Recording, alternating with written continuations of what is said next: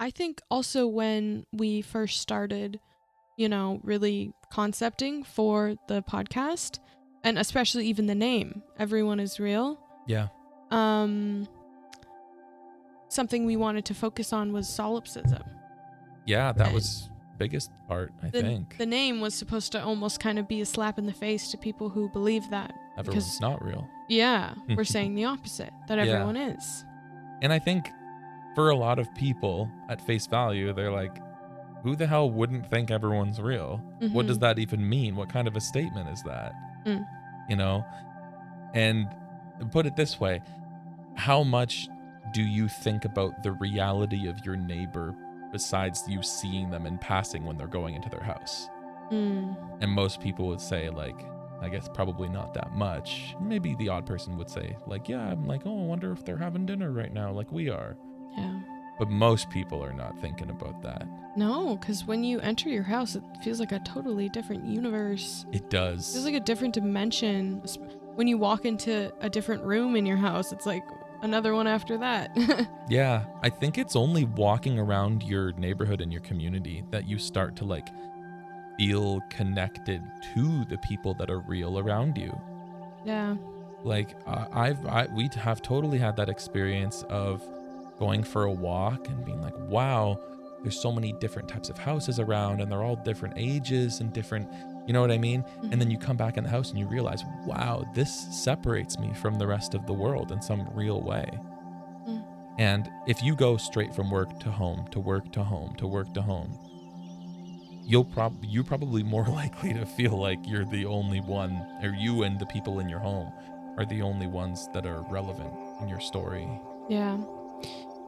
The way I thought about it before, at least, is solipsism, which I assume we should probably define that. Yeah. The way I see solipsism is someone's reality sees other people as different from them. Mm-hmm. They're living like a life that you couldn't imagine. That's just not as real as your own. Mm-hmm. It's a separate reality you both have. You're not sharing one together. Right. So that's how I would define it. Yeah. I think I agree with that. Yeah. So I'm going to try to build off of that. Sure. I think solipsism tells a technical story about what it's like to be a human being. I think that on some real level, you are the only person that directly experiences emotions inside of your soul. No one else has a direct source. They have indirect sources by able to see you and speak to you, right. But you have a private internal life. Everyone has a private internal life. Yeah, no one else can feel your bodily experiences the way you do. Right. No one can just adopt that. The butterflies in your stomach when something amazing and exciting is happening. Other people can feel butterflies in their stomachs, but they can't feel yours. Yes. And so solipsism tells a story about what it's like to only know your own internal world. And the thing that's added on to that makes it truly solipsism and not just the nature of being alive is, well, the person who's solipsistic goes, I only know my own internal world, and therefore, for all I know, I'm the only one with one. And the rest of this is some carefully curated, strange dream. There you go. Yeah. And that's what makes it a solipsistic type perspective. Right. And so I know I'm rambling a lot, but there's an important point to this. I know. Which is that there's a gradient of solipsistic perspectives. On one end, there's I'm in a funky dream and no one else is real, and there's no internal state of other people because I can't experience it and therefore it's not there. The other end that's like completely non-solipsism is, well, everybody has an internal state that is so real, and because there's so many of them and only one of me, mine's not relevant. And that's the opposite of solipsism, which is also a problem. Yeah, solipsizing yourself. Everyone else is real except for me. I don't matter, or like what I have to say in the conversation isn't not important. Yeah. Yeah. That's a spooky thing. Yeah. I remember, I think, did we come up with that concept together?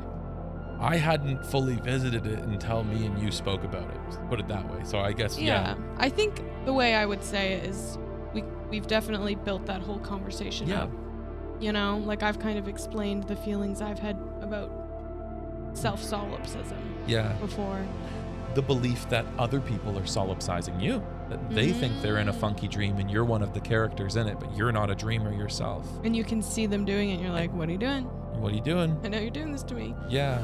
And I think the social dynamic that looks like is basically only like the narcissistic type personality, where they are just looking for what they can use you for, not looking for how you can develop a relationship together and a dynamic together that can foster both of your developments. Right. They are the most important thing. They're the most important thing in your life, and the other person. Of course they're the most important thing. They're the only thing that exists. There you go. Like, to me, it's how could the foundation of narcissism and psychopathy not be solipsism? How could that not be the case? What other psychological object, that is to say, what other perspective at the ground of belief could foster that personality type? I don't know, but I have a funny feeling that that's what it is, and that's what causes the brain to form that way. I think it's fair to say that if not every narcissist is at least Solipsist. somewhat solipsizing. Yeah, on the spectrum of solipsism, they are way closer to the solipsistic side than the non-solipsistic side. Absolutely. Yeah. So what I also kind of wanted to talk about was you can experience solipsism when you go into your house. Yeah. And then it's kind of like, oh, it's almost like the whole rest of the world turns off. Yeah. And then your whole world becomes so exclusively you.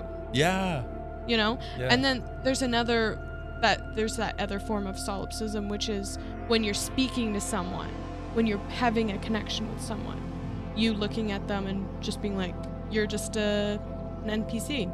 You're just an NPC. Yeah. I remember when that started being used as a more commonly, like as a more common phrase. I was like, oh, this is solipsism kind of erupting into the culture. Yeah, like, oh my gosh, like, when they have an NPC playlist. Yeah, and of course, most people probably know NPC, what that means, but for anyone who wouldn't know what that means, non-player character. It's a video game term. Video game. It's a video game term. Because when you play a video game, whether multiplayer or it's single player, there will be other characters in the world that are already programmed. Yeah. Everything that they're gonna say to you has already been written out, and someone has already curated that. Yeah. In our real lives, the only real example of a non-player character that seems like a character that's real is an AI or a ChatGPT like large language model. That's our version of a real NPC. Right. Which is cool. We have real NPCs in real life. And so some people are like, wow, it's easier to talk to ChatGPT than other people. To me, that says they're not solipsistic. They've thought about it enough to, connect the dots here.